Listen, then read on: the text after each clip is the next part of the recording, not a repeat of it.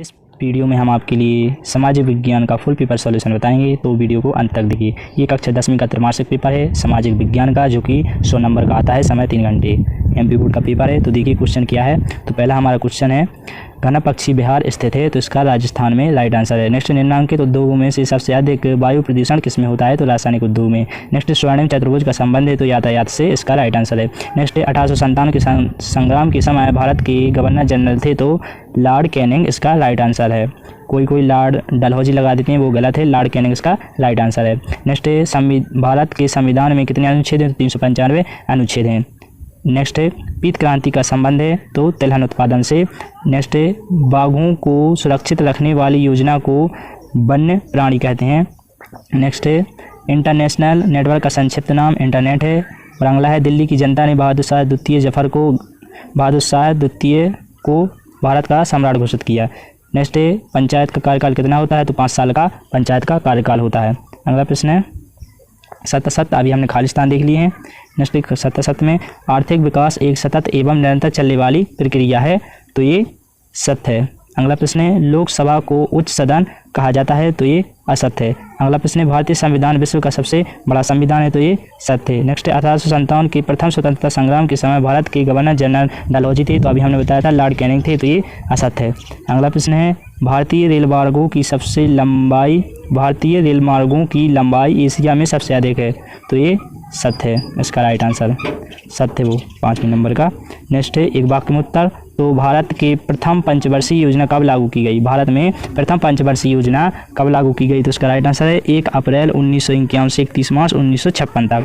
अगला प्रश्न है, लोकसभा का सदस्य होने के लिए निर्धारित आयु कितनी है, तो इसका राइट आंसर है 25 वर्ष। अगला प्रश्न है, 25 वर्ष। संविधान में नागरिकों को कितने मूल अधिकार प्रदान किए गए हैं, तो इसका 6 राइट आंसर है। नेक्स्ट है, 1857 की क्रांति का तात्कालिकरण किया था, तो चर्बी लगे कारतूस, चर्बी वाली कारतूस, इसका राइट आंसर। नेक्स्ट है, पेड़ पौधों और जीव जंतुओं के सड़े गले अवशेषों को क्या कहते हैं, तो जीवाश्म, ह्यूमस, इसका राइट आंसर है।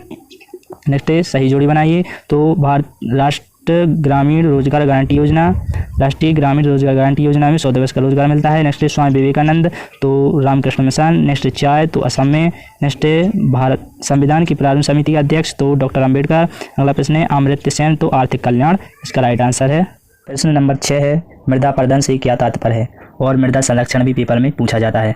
तो मृदा पर्दन का उत्तर है, बहते हुए जल अथवा वायु द्वारा मृदा के आवरण का हटना, अर्थात बहते हुए जल द्वारा मिट्टी के आवरण का हटना मृदा पर्दन कहलाता है। बरसात के दिनों में आपने देखा होगा, जहाँ से जल बहता है वहाँ पे गड्ढा हो जाता है, वहाँ की मिट्टी बह जाती है, तो वही मृदा पर्दन कहलाता है। और मृदा संरक्षण क्या है, बहते हुए जल द्वारा मृदा के आवरण को रोकना, मतलब वो मिट्टी को बहने नहीं देना, मृदा संरक्षण कहलाता है। ठीक। नेक्स्ट है, भूमि जल पानी के स्रोत कौन कौन से हैं, मतलब भूमि का जल पानी के कौन कौन से स्रोत हैं, तो नलकूप, ट्यूबवेलों और कुओं द्वारा हम भूमि का जल पा सकते हैं, वो यही इनके 3 स्रोत हैं। नेक्स्ट है, श्वेत क्रांति से क्या तात्पर्य है, तो श्वेत क्रांति से तात्पर्य दूध उत्पादन में वृद्धि से है, और इसे ऑपरेशन फ्लड के नाम से भी जाना जाता है, और आप देख लीजिएगा बुक में। अगला प्रश्न है, ऊर्जा के परंपरागत स्रोत कौन कौन से हैं, अर्थात ऊर्जा हमें एनर्जी कहाँ से प्राप्त होती है, उनके कौन कौन से स्रोत हैं, तो ऊर्जा हमें कोयले से और पेट्रोलियम, यानी कि 2 स्रोत हैं, कोयला और पेट्रोलियम 2 पूछे गए हैं, तो दोनों हैं। नेक्स्ट है, 1857 की क्रांति के प्रमुख केंद्र कौन कौन से थे, तो इसका राइट आंसर आप हमें कमेंट में करके बताएंगे। अगला प्रश्न है, 1857 की क्रांति के प्रमुख नेताओं के नाम बताइए, तो इसका राइट आंसर है वो है मंगल पांडे, बहादुर शाह द्वितीय, रानी लक्ष्मीबाई, तात्या टोपे, नाना साहेब तथा बेगम हजरत महल आदि सन 1857 के स्वतंत्रता संग्राम के प्रमुख नेता थे। अगला प्रश्न है हमारा, आर्थिक विकास किसे कहते हैं, तो इसका राइट आंसर है आर्थिक विकास एक ऐसी अनवरत प्रक्रिया है जिसके परिणाम स्वरूप देश के समस्त उत्पादन साधनों का कुशलतापूर्वक प्रयोग किया जाता है। अगला प्रश्न है हमारा, प्रति व्यक्ति आय क्या है, इसकी गणना का सूत्र लिखिए, तो इसका राइट आंसर है, किसी देश की राष्ट्रीय आय को जब उस देश की कुल जनसंख्या से भाग दे दिया जाए तो हमें प्रति व्यक्ति आय प्राप्त हो जाती है। किसी देश की राष्ट्रीय आय मतलब देश की जितनी भी आय है, उसमें जितने भी लोग हैं देश में, उनकी जनसंख्या का भाग दिया जाए तो हर एक व्यक्ति जितना कमाता है उतनी आय निकाल आएगी। तो इसका सूत्र है, प्रति व्यक्ति आय बराबर राष्ट्रीय आय बटे देश की कुल जनसंख्या। अगला प्रश्न है, राष्ट्रीय आय क्या है, गणना किस समय अवधि में की जाती है, तो इसका राइट आंसर है, राष्ट्रीय आय एक देश या राष्ट्र की आय है। इसे देश में एक वर्ष में उत्पादित वस्तुओं तथा सेवाओं के मौद्रिक मूल्य को जोड़कर ज्ञात किया जाता है। अथवा में प्रश्न है, इंडिया विजन 2020 क्या है, इंडिया विजन जो 2020 चलाया गया था वो क्या है, तो इसका राइट आंसर है जो ये देखिए इंडिया विजन 2020 पहले बहुत आता था, अब आए या ना आए, क्योंकि ये बात सत्य नहीं हुई है। इसमें बताया गया था कि 2020 में भारत विकसित देशों की श्रेणी में आ जाएगा और हमारा जो MP भी है मध्य प्रदेश, वो भी विकसित राज्यों में आ जाएगा। अभी पंजाब, महाराष्ट्र ये विकसित राज्य हैं, अभी हमारा MP विकसित राज्यों की श्रेणी में नहीं आया है।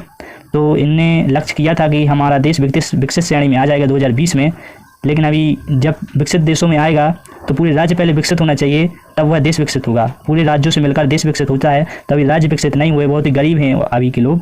तो देखिए इसका राइट आंसर, भारतीय योजना आयोग ने जनवरी 2003 में इंडिया विजन 2020 के नाम से एक महत्वपूर्ण दस्तावेज जारी किया है। इस दस्तावेज के अनुसार भारत सन 2020 तक विकसित देशों की श्रेणी में सम्मिलित हो जाएगा। फलतः देश से बेरोजगारी, गरीबी, निरक्षरता पूर्णतः दूर हो जाएगी।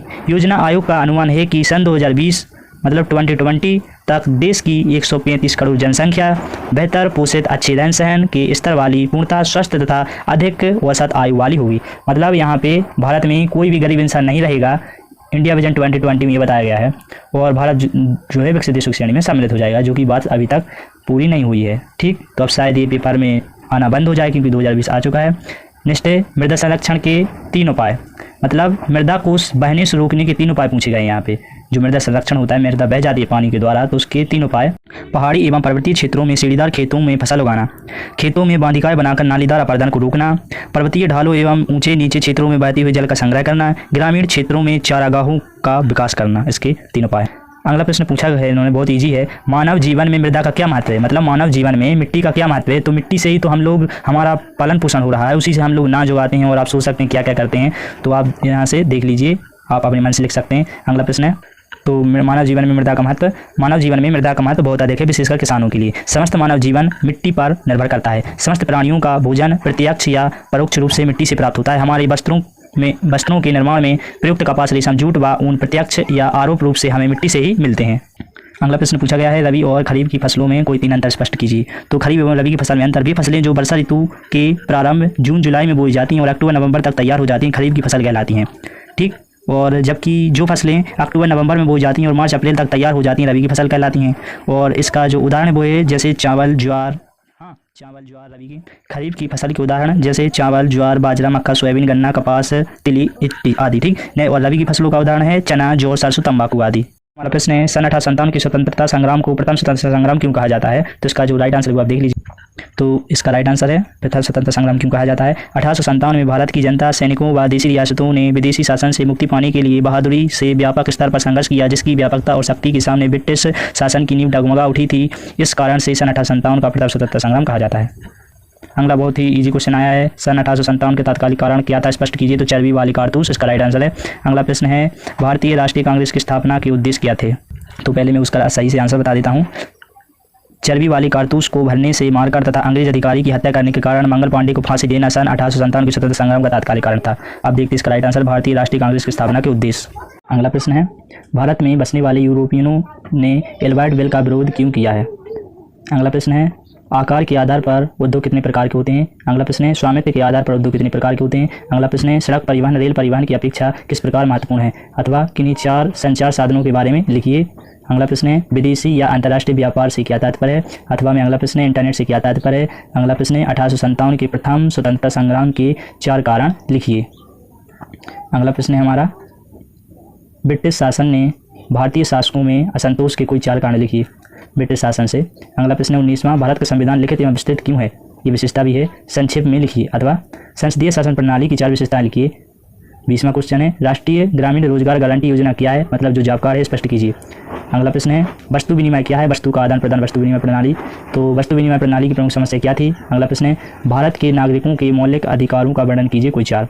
अगला प्रश्न है, संविधान में वर्णित नागरिकों के मौलिक कर्तव्यों का वर्णन कीजिए। अगला प्रश्न है, वनों से होने वाली कोई 5 लाभ लिखिए, अथवा में भारतीय अर्थव्यवस्था में कृषि के योगदान को लिखिए। अगला प्रश्न है, औद्योगिक प्रदूषण पर प्रकाश डालिए। अगला प्रश्न है, प्रदूषण पर मानव जीवन पर क्या प्रभाव पड़ता है, लिखिए। अगला प्रश्न है, भारतीय संविधान की कोई 5 विशेषताओं का वर्णन कीजिए। अगला प्रश्न है, संघात्मक एवं संसदीय शासन व्यवस्था को समझाइए। अगला प्रश्न है, जल संसाधन के प्रमुख स्रोत क्या हैं, जल संसाधन का मानव जीवन में क्या महत्व है। अगला प्रश्न है, हरित क्रांति का अर्थ क्या है। तो हरित क्रांति कृषि उत्पादन में वृद्धि से एवं विशेषता लिखिए। अगला प्रश्न है, 1857 के स्वतंत्रता संग्राम का भारतीय इतिहास में क्या महत्व लिखिए। अगला प्रश्न है, 1857 की क्रांति की सफलता के लिए उत्तरदायी कारणों का वर्णन कीजिए, कोई 5। तो आप सभी के लिए भेजिए। Thank you.